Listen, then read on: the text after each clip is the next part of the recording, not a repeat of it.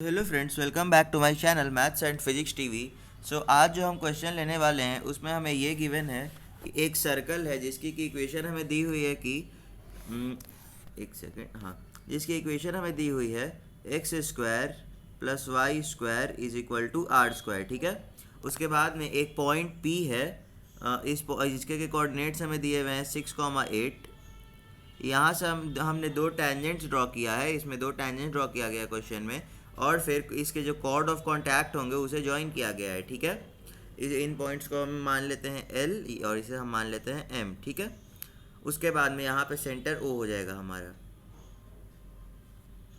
हाँ, तो अब हमें इसमें करना क्या है कि हमें आर की वो वैल्यू बतानी है जिसके लिए कि ये जो एरिया ऑफ ट्रायंगल PLM होगा, यानी कि जो एरिया ट्रायंगल इनक्लोज होगा टेंजेंट्स और कॉर्ड ऑफ कांटेक्ट से, वो मैक्सिमम हो जाए उसका एरिया। ठीक है। हमें रेडियस की वो वैल्यू बतानी है जिसके लिए कि ट्रायंगल PLM की का जो एरिया होगा उसकी वैल्यू मैक्सिमम हो जाए। ठीक है।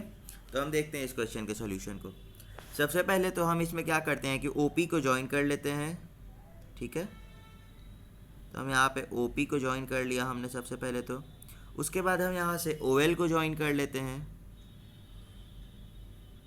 यहाँ से हमने OL को भी ज्वाइन कर लिया। अब हम जानते हैं, और एक सेकेंड, यहाँ पे OP जो LM को जिस पॉइंट पे कट कर रही है या इंटरसेक्ट कर रही है उसे हम N नेम दे देते हैं। ठीक है, ये N हो गया। हाँ, अब हम जानते हैं कि ये जो OP होगा वो कॉर्ड ऑफ कांटेक्ट को परपेंडिकुलरली बाइसेक्ट करेगा। यहाँ पे ये 90 डिग्री बना लेगा और रेडियस और टेंजेंट भी आपस में 90 डिग्री बनाएंगे। ठीक है। तो चलिए आप आगे देखते हैं। सबसे पहले तो ये रेडियस आर हो गया आपका। अब यहाँ पे ये जो सेंटर होगा उसके कोऑर्डिनेट्स हो जाएंगे 0,0, क्योंकि इक्वेशन हमें दे रखा है X square plus Y square is equal to R square. ठीक है। तो यहाँ इस सर्कल की इक्वेशन से हमने इसके सेंटर के कोऑर्डिनेट्स पता लगा लिए हैं। अब हम यहाँ क्या करेंगे कि OP के लेंथ को कैलकुलेट कर लेंगे। अगर हम OP के लेंथ को कैलकुलेट करें तो डिस्टेंस फार्मूला से बहुत ही आसानी से हमें मिल जाएगा कि OP is equal to under root 6 minus 0 का होल स्क्वायर प्लस 8 माइनस 0 का होल स्क्वायर। और ये कितना हो जाएगा? ये हमारा हो जाएगा 10 यूनिट्स के बराबर। ठीक है। 10 OP इज इक्वल टू 10 आ गया हमारे पास। अब अगर हम देखें तो हमारे पास OP आ चुका है और OL जो है उसे हमने R मान रखा है। तो यहाँ से हम PL लेंथ कैलकुलेट कर सकते हैं पाइथागोरस थ्योरम की मदद से, क्योंकि एंगल OLP जो है वो 90 डिग्री है। ठीक है। तो यहाँ पे हम पाइथागोरस थ्योरम लगा लेते हैं। तो अगर हम पाइथागोरस के हिसाब से देखें तो ये जो PL लेंथ होगा वो हमारा हो जाएगा PL square is equal to under root, यहाँ से स्क्वायर हम पहले ही हटा देते हैं, PL is equal to under root OP square यानी कि 10 square that will be 100 minus OL का स्क्वायर जो कि हो जाएगा R स्क्वायर। तो PL हमारे पास आ गया under root 100 minus R square. और हम जानते हैं कि एक ही पॉइंट से ड्रॉ किए गए एक सर्कल पे दो टेंजेंट्स तो आपस में इक्वल लेंथ के होते हैं। तो PL इज इक्वल टू हमारे पास क्या हो जाएगा? PM। तो PL और PM आपस में इक्वल हैं, तो PM की भी लेंथ हमारी यही रह जाएगी। अब देखिए यहाँ पे हम क्या मान लेते हैं कि यहाँ पे ये जो एंगल LPO है इसे हम थीटा मान लेते हैं। ठीक है। और एंगल हम यहाँ पे OM को भी ज्वाइन कर लेते हैं। तो यहाँ पे जो एंगल OPM है ये भी थीटा ही हो जाएगा, क्योंकि OP इसे बाइसेक्ट करेगा एंगल LPM को। ठीक है। उसके बाद यहाँ पे हमने जैसे कि इसे थीटा माना, तो हम जानते हैं कि एरिया ऑफ ट्रायंगल का फॉर्मूला होता है हमारे पास कि हाफ AV साइन थीटा। ठीक है, हाफ AV साइन थीटा। तो यहाँ पे A और B के वैल्यूज़ तो हमें पता चल गए। यहाँ पे A हो जाएगा हमारा PL, इसे हम अगर A बोल दें, और PM को अगर हम B बोल दें तो A is equal to B है हमारे पास, जो कि under root 100 minus R square है। अब बात आती है साइन थीटा की। ठीक है। तो यहाँ से हम साइन थीटा ट्रायंगल OLP में से बहुत ही ईजिली कैलकुलेट कर सकते हैं। देखिए कैसे कैलकुलेट कर लेते हैं हम साइन थीटा को। यहाँ sine theta is equal to हम लिख सकते हैं, साइन थीटा हमारा होता है परपेंडिकुलर बाई हाइपोटेन्यूज के बराबर। तो यहाँ पे हाइपोटेन्यूज तो हमारा हो गया साइड OP, और उसके बाद में हम देखें तो हाइपोटेन्यूज हमारा OP हो गया। अब उसके बाद में परपेंडिकुलर की बारी आती है। तो परपेंडिकुलर हमारा इसमें हो जाएगा ये आर जो यानी कि ओवेल लेंथ जो होगा वो हमारा इसमें परपेंडिकुलर है, तो यहाँ से R by under root 100 minus R square हो गया, ठीक है। उसके बाद यहाँ पे हम कॉस थीटा भी कैलकुलेट कर लेते हैं, क्योंकि इस आगे क्वेश्चन में हमें उसकी भी ज़रूरत पड़ने वाली है। तो कॉस थीटा अगर हम देखें तो कॉस थीटा हमारे पास कितने के बराबर आ जाएगी, तो यहाँ पे बेस बाई हाइपोटेन्यूज, तो बेस क्या हो जाएगा पी एल, और हाइपोटेन्यूज हमारा तो ओ पी ही रहेगा, ठीक है। यहाँ पे हम कॉस थीटा भी लिख देते हैं, cos theta is equal to P L by O P, that will be, एक सेकंड, यहाँ हमने गलती से ओपी की वैल्यू गलत ले ली थी, यहाँ पे ओपी की वैल्यू 10 होगी, सॉरी मैंने गलत लिख दिया था।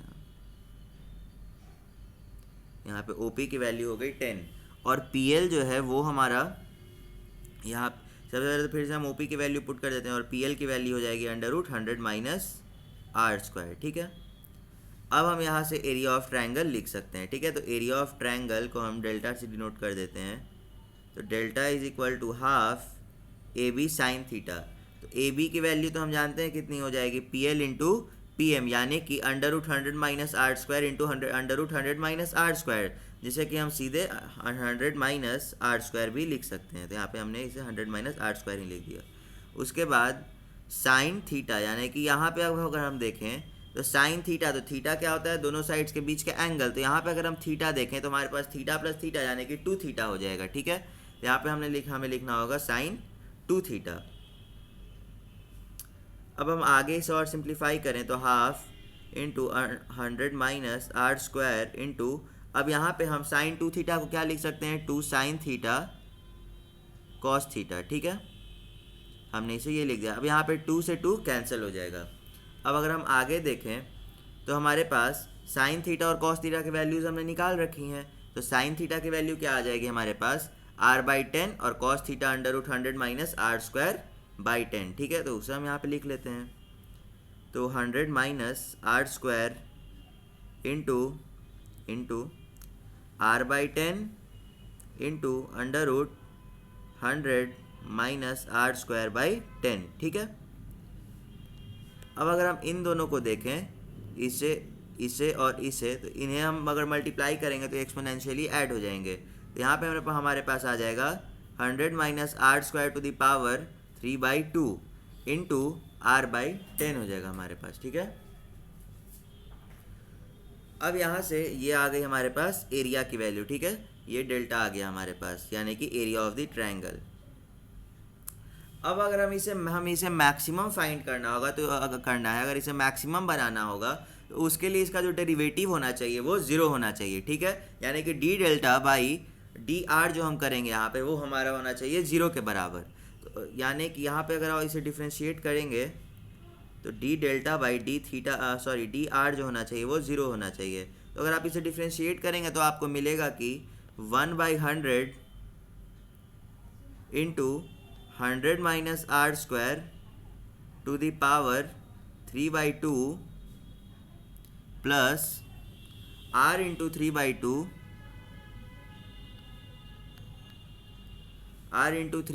Into 100 minus R square 100 minus R square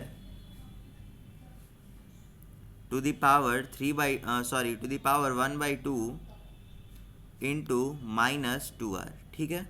हमें अगर आप उसे चाहें तो डिफ्रेंशिएट करके चेक कर ले सकते हैं, आपको डिफ्रेंशिएट करने के बाद यही रिजल्ट मिलेगा, और ये होना चाहिए हमारा 0 के बराबर, ठीक है। अगर हम इसे और फर्दर सिंप्लीफाई करें तो सबसे पहले तो ये 100 चला उस साइड जाके, मतलब ये 100 गया।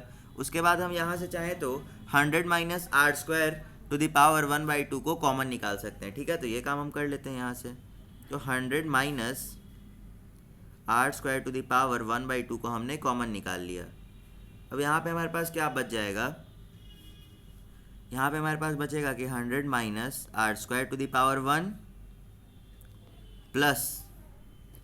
प्लस हमारे पास बच जाएगा 3r/2 और फिर इनटू में -2r।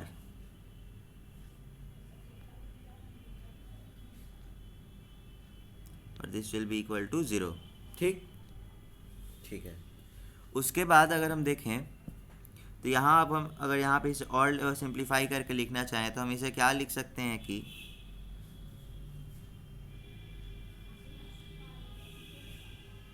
100 minus R square to the power 1/2 into 100 minus R square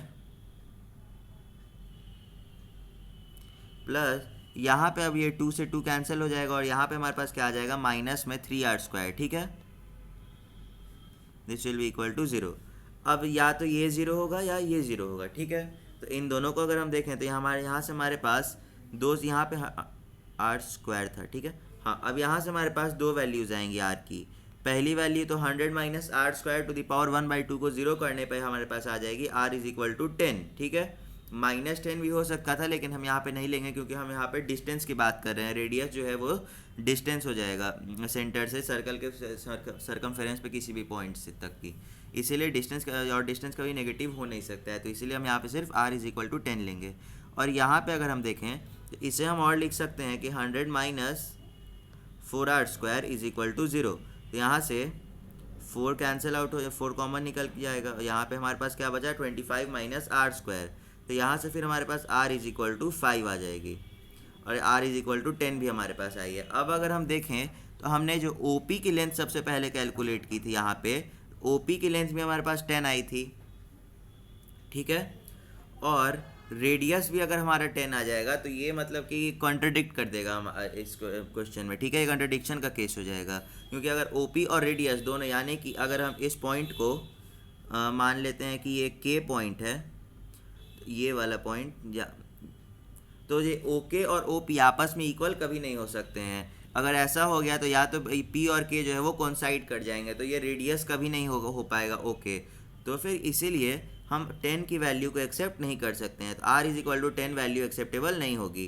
तो यहाँ पे ये वैल्यू गलत हो जाएगी। यहाँ पे हमारे पास सिर्फ एक सॉल्यूशन आएगा जो कि होगा r इज इक्वल टू 5।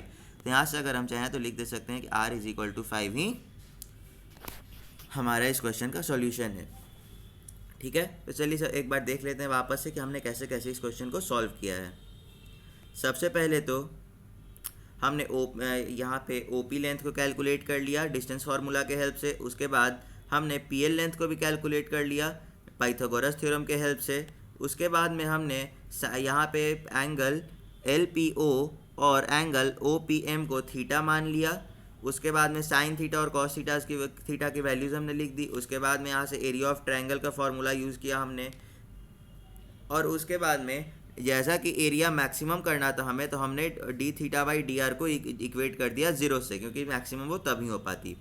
और उसके बाद इसे फर्दर और सिंप्लीफाई करने के बाद हमें r इज इक्वल टू 5 मिल चुका है। रेडियस की वैल्यू हमें क्या मिल चुकी है 5। सो आई होप आप लोगों को इस क्वेश्चन में मज़ा आया होगा। सो चलिए मिलते हैं अपने किसी अगले वीडियो में। आज के लिए धन्यवाद और बाय।